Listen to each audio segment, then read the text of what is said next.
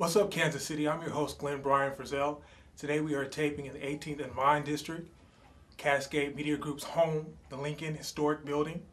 Today's special guest is seeking candidacy for Hickman Mills School District. She's one of 10 candidates who, if selected, will begin a 3-year term. The election is on April 8th. Please let's give a warm welcome to Ms. Carol Graves. Thank you very much. I'm glad to be here. Ms. Graves, we are glad that you are here. Thank you. Can you tell us why you are seeking election to the Hickman Mills School Board? Well, one of the reasons why, there's several reasons, but I've been living in Hickman Mills School District for about 11 years, and I'm also a committee woman in that area, and I'm involved in our neighborhood association. So there's always been an interest in that area, and as a special ed teacher, I just retired last year from the Kansas City, Missouri School District, so I've always had an interest in education. I think that I bring a different perspective to the school board as an educator, things that as a teacher, seeing some things that maybe other people on the board who have not had that experience, do not see. And currently, for the past 3 months, I've been working in the Hickman Mills School District as a special ed teacher. Can you tell us a little bit about your background information? Did you grow up in Kansas City, Missouri? I grew up in Kansas City, product of the Kansas City Public Schools, graduated from Passaic High School, went to college here, went to Rockhurst College, and for my undergraduate, went to UMKC for my master's and specialist degree, and had the opportunity to go to Harvard University when I was finishing up my specialist degree to their Aspiring School Leaders program. How long were you there? I was there for a week. It was a intensive week program for school administrators, new people who were finishing up school that wanted to be a principal or vice principal or some type of administrator. So it was a very intense program. Do they still have the John Kennedy School of Government program? Yes, they still have that. That's an excellent program. Yeah. Where have you worked since college? I've been a substance abuse counselor. I worked with kids. I worked with pregnant women. I worked with families. I've had a part-time position in doing domestic violence for about 17 years part-time, working with people with domestic violence issues. I worked at several schools in the Kansas City area. I've done GED, just a variety, juvenile court. So I've always had some kind of interaction with people. Those are the kind of jobs that I've been drawn into. Can you tell us what kinds of civic activities and community service groups you belong to? I'm a member of a sorority, a Greek sorority, Alpha Kappa Alpha. I've been a member there for 19 years, so very involved in things. In fact, we're going to Jefferson City tomorrow, to the Capitol. I'm involved in my neighborhood association. They had a program, it was called the Citizens Police Academy, and I did that last year, and it was very interesting because it gives you a different perspective of the police and the things that they have to deal with. So a lot of the things that I get involved with, I think, have helped me in terms of vying for this position on the school board, knowing about the community and knowing the resources that are available to the community. For the next 5 minutes, maybe 6, Ms. Graves, let's focus in on your vision for the Hickman Mills community. A Kansas City Star report in the September of 2012 cited a drop-off in academic performance, leading Missouri education officials to lower the Hickman Mills School District to provisional accreditation status. Even higher criteria by the state are supposed to be in effect with the provisional accreditation status comes into review when that happens again in 2015. So the educators are actually raising the bar. Ms. Graves, what is your vision? Do you have a specific plan for increasing educational standards so that we can get our kids over that hurdle, reclaiming academic status? Well, first of all, I think we have to kind of go back a little bit. There have been a lot of things that have happened in that area, in the Hickman Mills area. The banister wall, it just went away, store by store. people began to move away to Lee Summit, Overland Park. And so a lot of people left, a lot of businesses left, and so you just didn't have that tax base.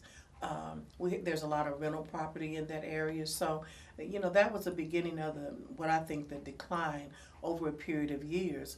I don't think the community was as involved as they are getting involved now. I think it was just a situation where it's like, oh my God, everybody's leaving, I'm gonna leave too, or if I stay, I'm not gonna do anything. But I think that's all changed. As part of the superintendent's 5-year strategic plan, he has involved community, church leaders, as well as school administrators and staff in this plan. So what you have now, you have collaboration, okay? What you had before was just maybe the school district struggling to try to do whatever they could. Also, another plus is Cerner is coming into our area, and so they have pledged a certain amount of money, and they're going to be building, and they're going to be jobs that come there, and there might be jobs for people in our community as well. So I think at this point, things are beginning to take shape in the Hickman Mills School District, in that area, that Bannister area, and all over. Did you shop in the Bannister Mall area, Kmart, Bannister I've Mall? worked at the Jones store for 7 years. Oh, yes. Yeah, so that's why you smell and look so nice. You always say hello to the makeup girls if you have Jones in your city. That's right, right, yeah. Yes, so, yes. I think the demise of that area was very sad, and restaurants left, but I think that's all going to change. I'm very optimistic and very hopeful. How is it part of a school board member's role to work with community leaders who have a business presence? Absolutely, absolutely. The school board has to embrace the community, and the community embraces the school board. The community doesn't dictate and say, well, you better do this and you better do that. The community says, if this is what you stand for, I want to support you. Because if you have a good community, a good working community, you're going to have good schools. I believe that. Awesome. Ms. Graves, if you ask people, many will agree that there still is a sense of community in Hickman Mills. People still remember the tornado. There are still grandparents in the area who are alumni and have connection to our schools. How we work with community members, ordinary people, parents, teachers, you are a teacher, right, and administrators to accomplish your goals. Yeah. Well, not only am I a teacher, I have a grandson who goes to Hickman Mills School. So again, I have that experience. I'm concerned about, he's in the high school, and I'm concerned about things that go on there. I'm concerned about oftentimes when the kids get into middle and high school, there's a disconnect. There's a disconnect with the parents.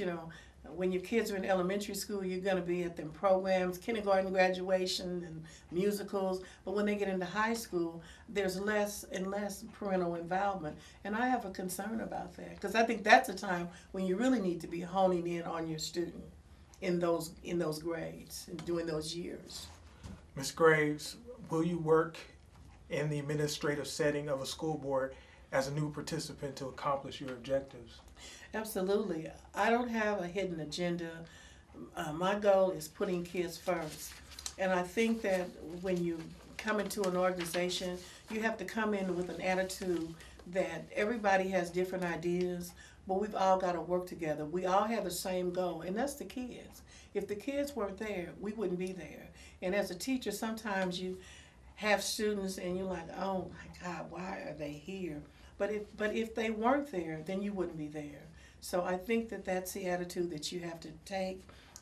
Things are not always going to be the way I want them to be, but I believe that will work with the board. I've been to the board meetings. I've seen the current board, and I see them as a very cohesive group of people who their concern is getting the full accreditation and doing whatever they can to get the morale back into the district, get the community back, and also get full accreditation. I see that in the current board. I see that they're working toward that. I was a graduate of Ruskin. I'm not going to say the class year. When we were there, I just want to kind of ask you about Freedom Inc. I know this might be a touchy area. You don't have to answer if Yeah, you sure. don't want to. I know that Mayor Cleaver, and I say mayor because when I left, he was mayor, but Congressman Cleaver, get that right. We don't want him angry at us. It's kind of a link to where Freedom Inc. was powerful and able to put people into office. What is the role of Freedom Inc. in the Hickman Middle School District? Is there a need for Freedom Inc.? Well, I think that there is always a need for a organization, whether it's NEA, whether it's Freedom, whether it's Alpha Kappa Alpha, as long as their goals line up with yours. If an organization says, listen, we want people in the school district that care about kids, that are going to work hard for the teachers, teacher pay, that they're going to be honest and that they have integrity, that's okay. And the same thing with the NEA, and the same thing, with Greek organizations. Thank you for answering that. Are there still Caucasian Greek organizations Yes. around as well? Yeah, there are. Okay. Ms. Graves, Kansas City articles released this week point to not so sound business policies and procedures being practiced by members who sit on the Hickman Mills School Board. This is last question, then I'll open the floor for you to address our viewers with your final word. Okay. Some of the practices are detailed in the audit report by Missouri Auditor Tom Schweitz. Do you have any comments regarding these reports that were just made public? Yes, I went to the meeting that all this information was presented, and we talked about that in another forum that I was in the other day. And of course, many comments, people were shocked and upset and so forth and so on. And my viewpoint on this is that the audit was very clear about the things that the district did wrong.